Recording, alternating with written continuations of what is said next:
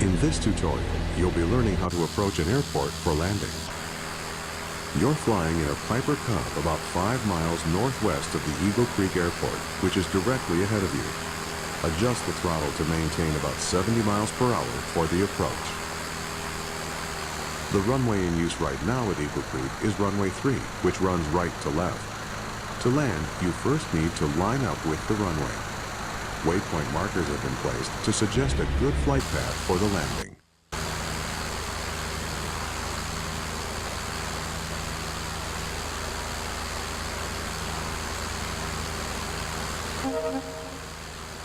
Remember to look around, move the hat switch on top of your joystick, or press and hold the space bar, then move the mouse.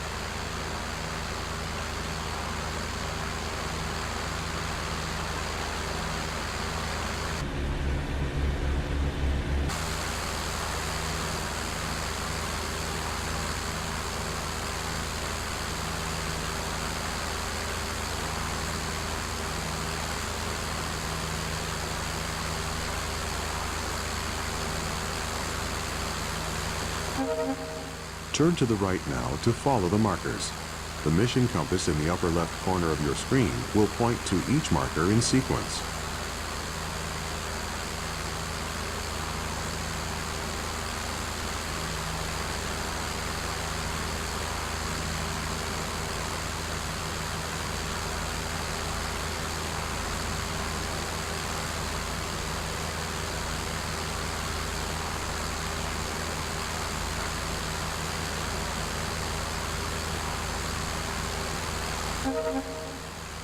Look to the left. You should be flying parallel to the runway as we fly past the airport to set up for landing. At this point in an approach, you would normally slow the aircraft down to prepare for landing. This Cub is slow enough that you don't need to slow down. Just keep flying at about 70 miles per hour. At this point, we're flying on what is called the downwind leg of the traffic pattern.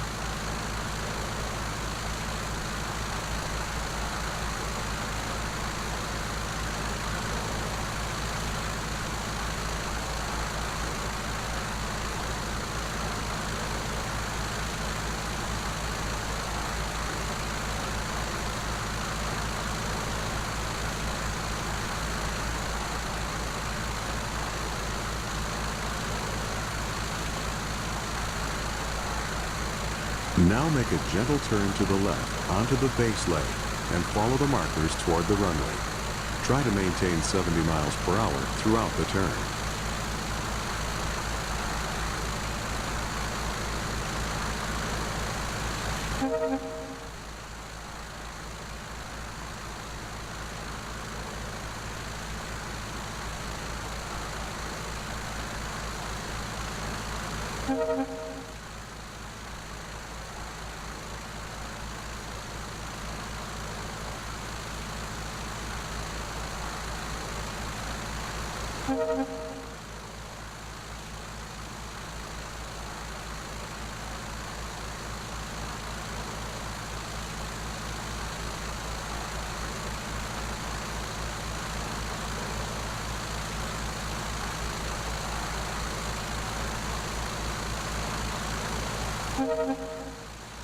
Great. Now turn onto final and line up with the last 3 markers. Adjust the throttle to slow down to 60 miles per hour. The runway is at an altitude of 794 feet.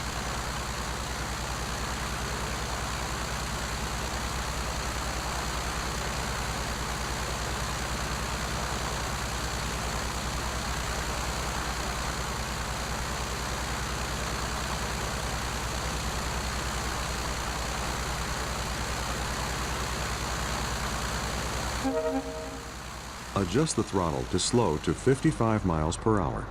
As you near the runway, reduce the throttle all the way and very gently pull back on the stick to level off. Stay as close to the ground as possible without landing. Eventually, the wheels will touch down. You're going too slow. Push the throttle forward a bit to speed up and gently push forward on the stick so you don't climb.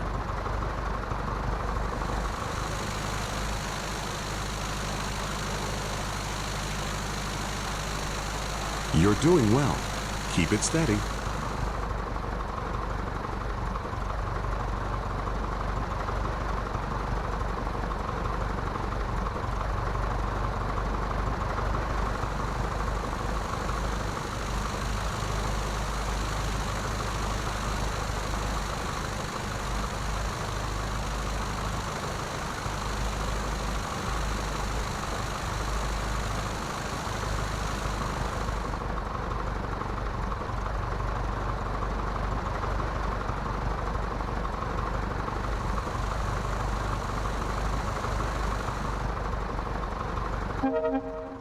You're almost there. Reduce the throttle all the way to idle and get ready to land.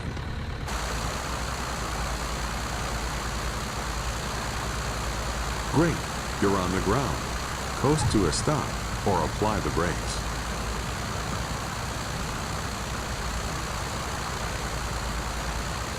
You've done it. You've successfully landed.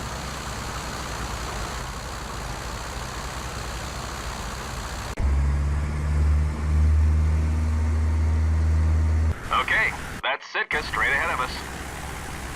Now that we're clear of the mountains, we can start descending toward the runway. Reduce power and let's start down. The wind is blowing from the west, so we'll land on runway 29er. We always want to land into the wind.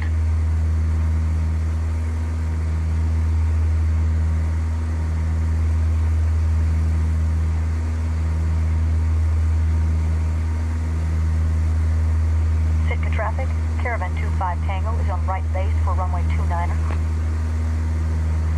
See that Cessna Caravan out there? We can follow him all the way to the airport. I'll announce our position so he knows we're here. Sitka traffic, Cessna 6 Charlie Mike, 8 miles southeast. We'll be straight in for runway 29er. We have the Caravan in sight.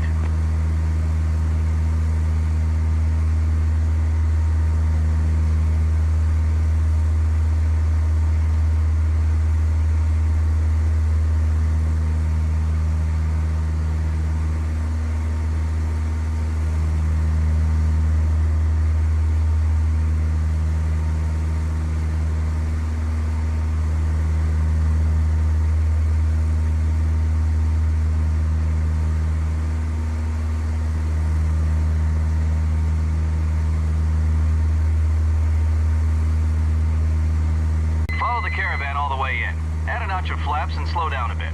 We can't land until he's off the runway.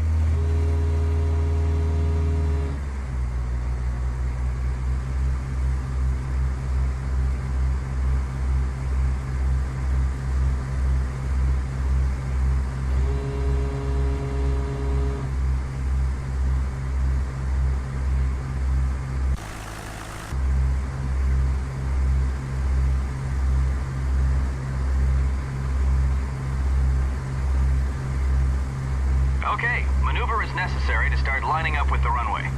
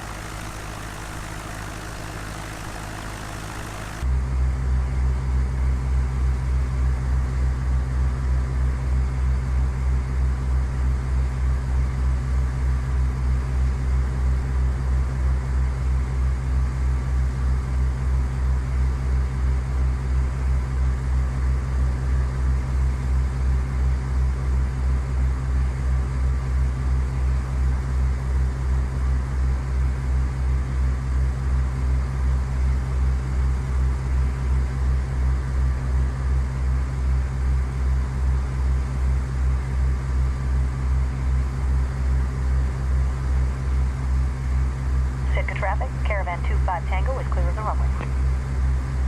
Okay, the runway is ours. Slow to 65 knots and add the rest of the flaps as we slow down. Let's maintain 65 knots on final. Sitka traffic, Cessna 6 Charlie Mike on final for runway 29er.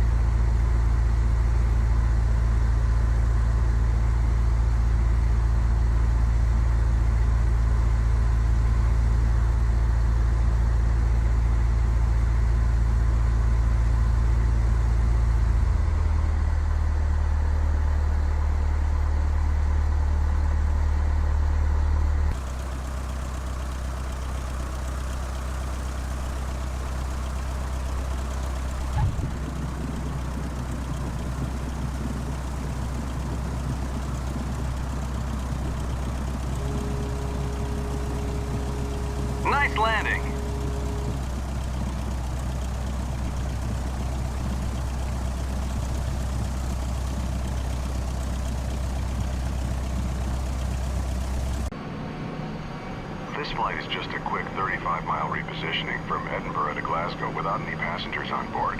A good opportunity to get you checked out on the Bombardier CRJ 700. While we're waiting in line for takeoff, I'll explain a few things. Flying a modern jet isn't really all that different from flying a small prop plane. There are just a handful of key differences. The first thing you'll notice is how different the instrument panel looks. Instead of many small, round mechanical instruments, there are just a few large computer screens. Most of the information is the same, but the presentation is different. World travel 21, hold short runway 6 right, traffic for 747 and final. Holding short, 6 right, world travel 221. That call was for another aircraft. We're Orbit 526. I'll handle the radio during this flight, so don't worry if you miss anything. I'll tell you what to do. The display on the left is the primary flight display, or PFD. It combines multiple instruments into one display. The blue and brown section in the middle of the PFD is an attitude indicator.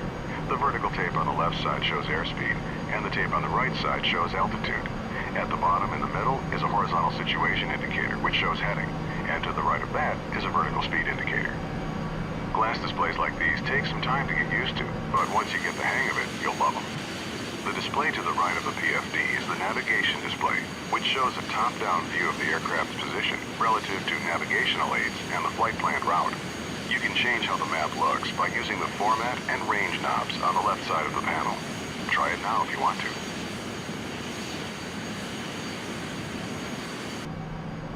Okay, the third display is the Engine Indication and Crew Alerting System, or ICAS. The default page shows engine information, gear and flap positions, fuel quantity, and warning and caution messages. You can scroll through the different ICAS screens by clicking the up and down buttons at the bottom of the display. Each screen provides information about a different aircraft system. For this flight, keep the engine gauges showing on the ICAS. The top gauges are labeled N1. As we fly, I'll give you suggested thrust settings. Use your joystick throttle lever or the F2 and F3 keys to move the N1 needles to the settings I suggest. The rows of buttons and knobs just below the windshield is the mode control panel for the autopilot. We won't be using the autopilot on this flight, so don't worry about any of that for now. A big difference between jets and piston aircraft is that in a jet, the engines take a while to spool up. This means that if you add or reduce thrust, there will be a slight delay before your action has any effect. This fact, combined with the jet's higher speed, means that you need to plan ahead. World travel 221, active position and hold. Position and hold, world travel 221. Jets have flaps just like piston aircraft. They're used during takeoff and landing to increase both lift and drag. Lower the flaps to 20 degrees for takeoff now by pressing the F7 key 3 times. You can see the flap indicator on the ICAS. Orbit 526, hold short runway 6 right. We'll hold short 6 right, orbit 526. Okay, follow the 737 ahead of us, but hold short of the runway. Release the brakes by pressing the period key and apply some thrust to get us going.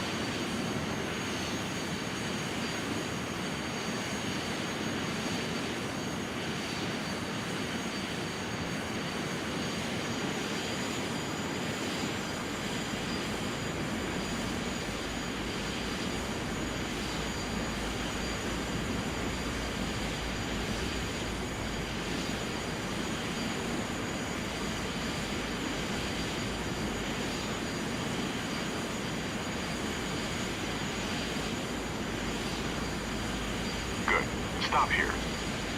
One last thing. During the takeoff roll, I'll call out 4 speeds.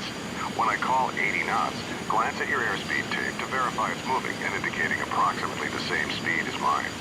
When I call V1, it means we're at the speed where we're committed to taking off, because there isn't enough runway to stop at that point. When I say rotate, gently pull back on the stick and rotate the nose into the air.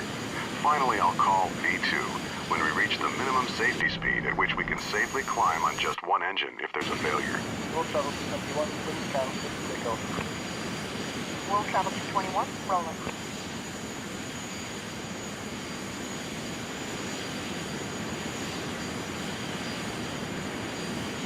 Orbit 526, active position and hold. Position and hold, orbit 526. Okay, we're cleared to taxi onto the runway, but not to take off yet. Taxi ahead and turn right onto the runway. Stop once you're on the runway and lined up with the center line.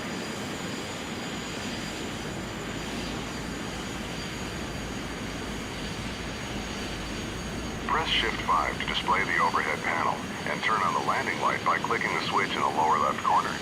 Then press Shift 5 again to close the overhead.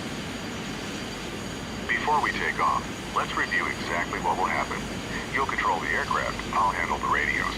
I'll call out 80 knots, V1, rotate, and V2. When I say rotate, gently pull back on the stick to raise the nose to 15 degrees nose up on the primary flight display. I'll tell you to retract the landing gear once we're climbing. Once we reach 1,000 feet above the runway, I'll tell you to pitch down to 10 degrees nose up and to raise the flaps so we can accelerate. Our initial climb will be to our cruise altitude of 6,000 feet, and the departure controller will probably tell us to make a left turn to the west. I'll let you know when to turn. You're over-controlling. Use less pressure on the stick. 80 knots.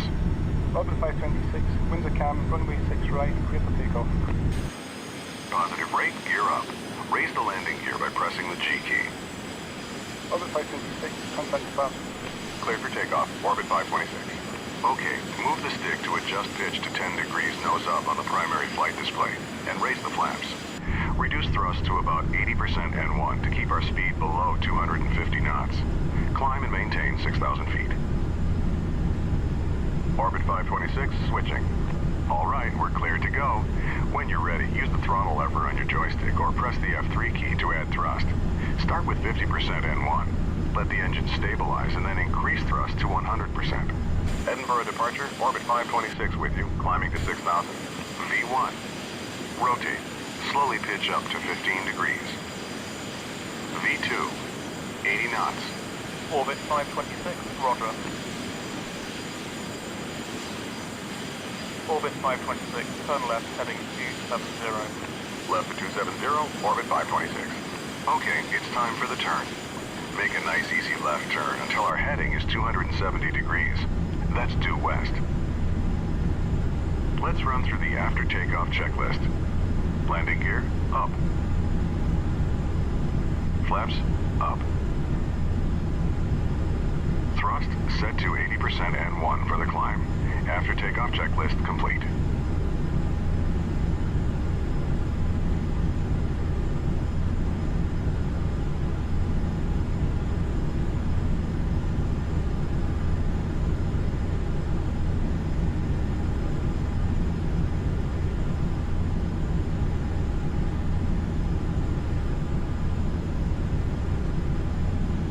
Level off at 6,000 feet and reduce thrust to about 60% N1.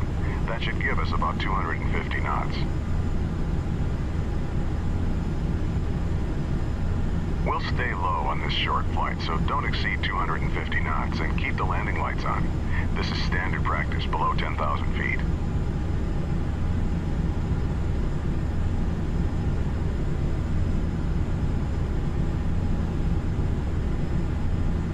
Orbit 526, resume own navigation. Resume on navigation, orbit 526. You're over-controlling. Use less pressure on the stick. All right, we've been told to resume our own navigation. This means the controller will no longer be giving us vectors, and we should follow our filed flight plan. Our flight plan route takes us to a point that will line us up for an approach to Glasgow's runway 23, which is currently the active runway. You can use the mission compass to navigate to that point, or you can follow our flight plan on the map page of the navigation display. The pink line on the screen is the path we should be following. You're over-controlling. Use less pressure on the stick.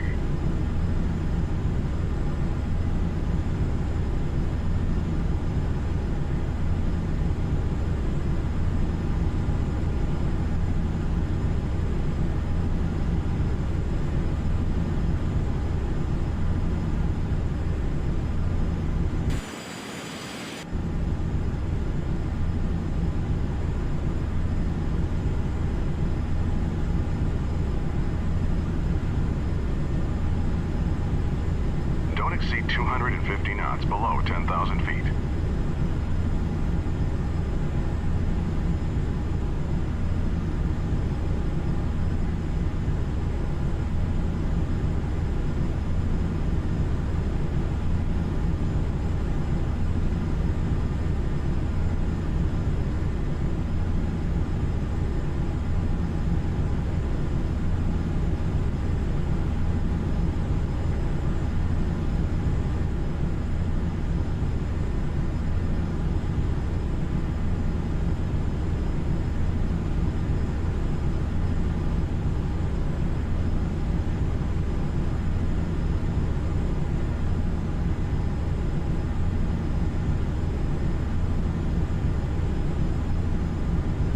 above our assigned altitude. Descend to 6,000 feet.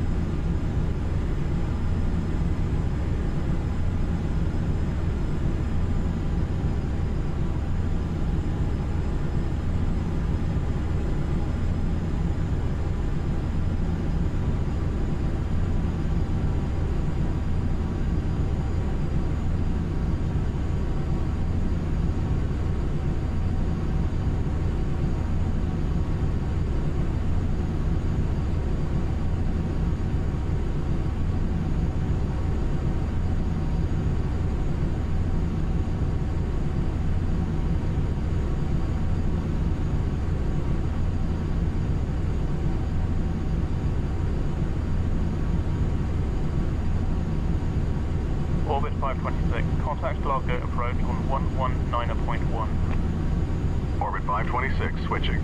Thanks. Glasgow approach. Orbit 526 with you.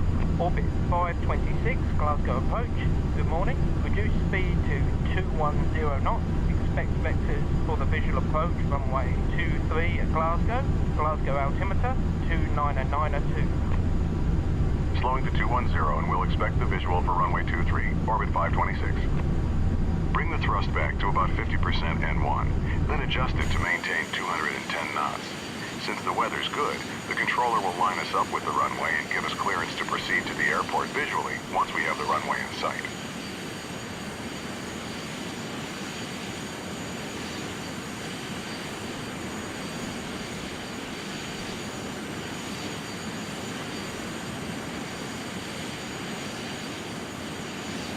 Orbit 526, descend and maintain 3000.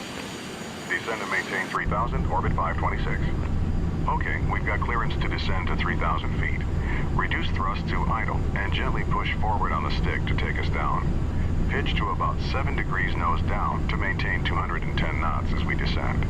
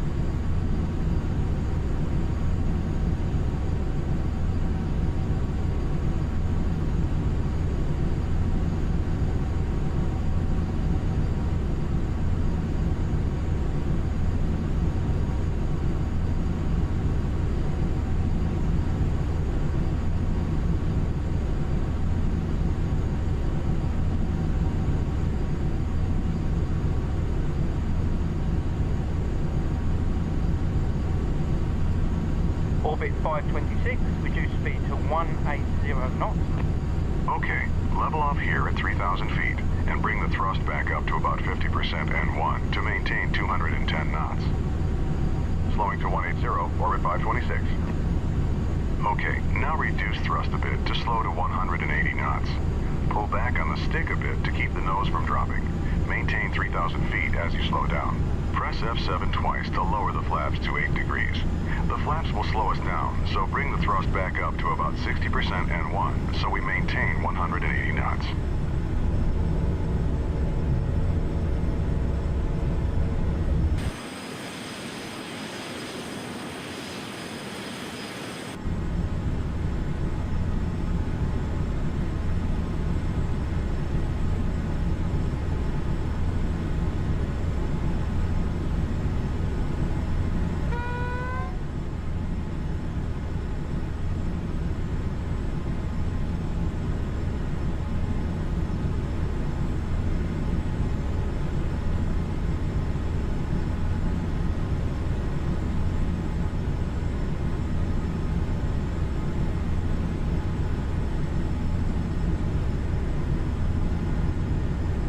Orbit 526, turn left heading 230, vectors for the visual approach runway 23, report the runway in sight. Left to 230, looking for the runway. Orbit 526. Here we go. Turn left to 230 degrees. We should see the runway straight ahead once we roll out. Okay, I see the runway. Approach. Orbit 526 has the runway in sight. Orbit 526, cleared visual approach runway 23. Cleared for the visual. Orbit 526. Reduce thrust to idle and begin descending towards the runway. Lower the landing gear by pressing G and lower full flaps as we slow down. Press F7 3 times. In a large aircraft like this, the speed you land at changes depending on how heavy you are. At our current weight, our final approach speed will be 130 knots. Adjust thrust to maintain 130 knots as we descend toward the runway.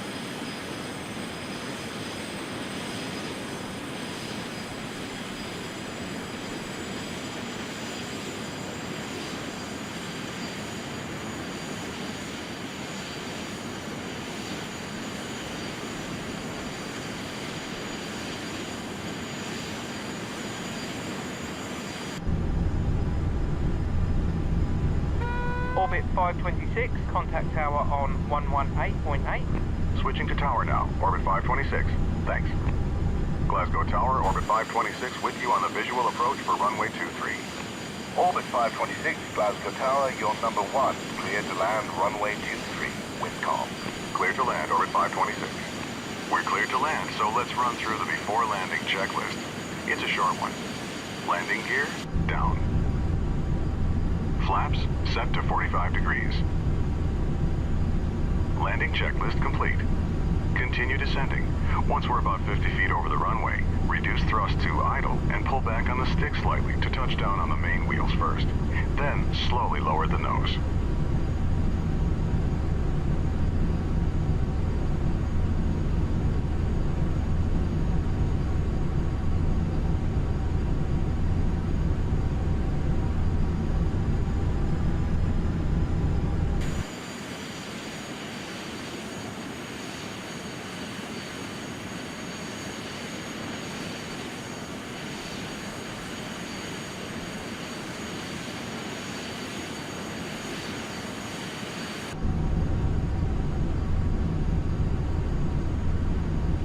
Sync rate.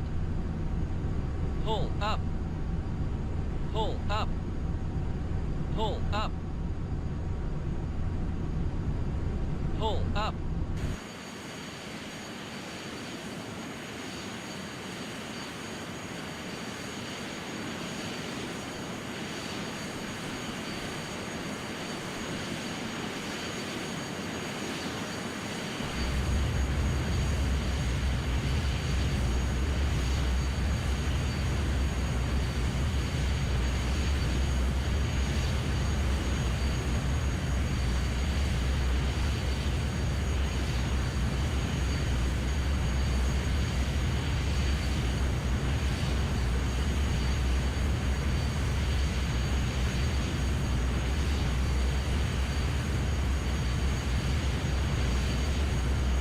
Nice landing. Orbit 526, turn left next taxiway and contact ground on 121.7. Ground on 121.7, orbit 526. You're over-controlling. Use less pressure on the stick. Turn left on the next taxiway. Once you're clear of the runway, stop, retract the flaps, and turn off the landing lights.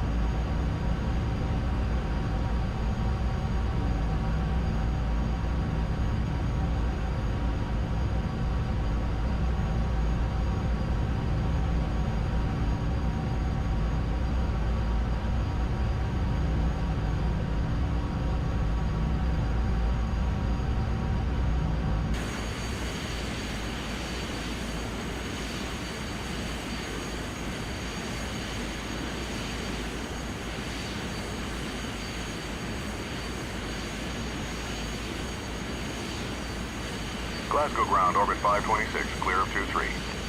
Orbit 526, taxi to the gate, follow 737 on the taxiway, all the way to Rock. We'll follow the 37, orbit 526. Okay, just follow that 737 on the taxiway. He's going to the same ramp, just a different gate.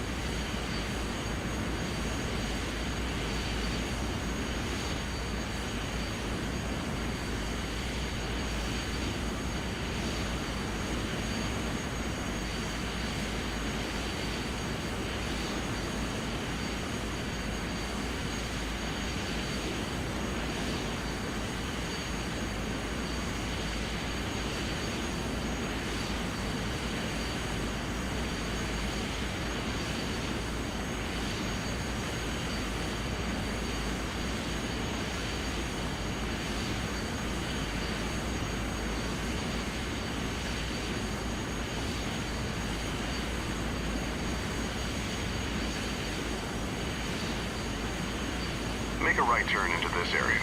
Our gate is the last one on the right side. You're over-controlling. Use less pressure on the stick. You're over-controlling. Use less pressure on the stick. You're over-controlling. Use less pressure on the stick. You're over-controlling. Use less pressure on the stick.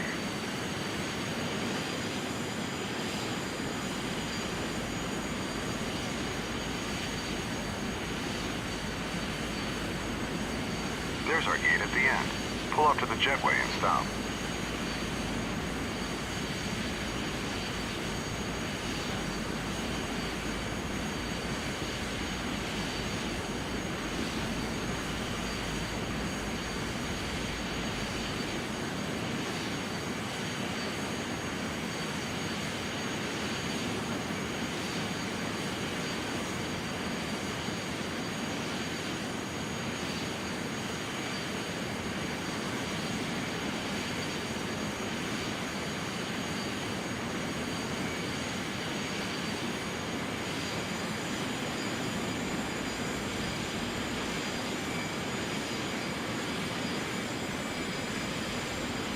Stop here. Excellent job.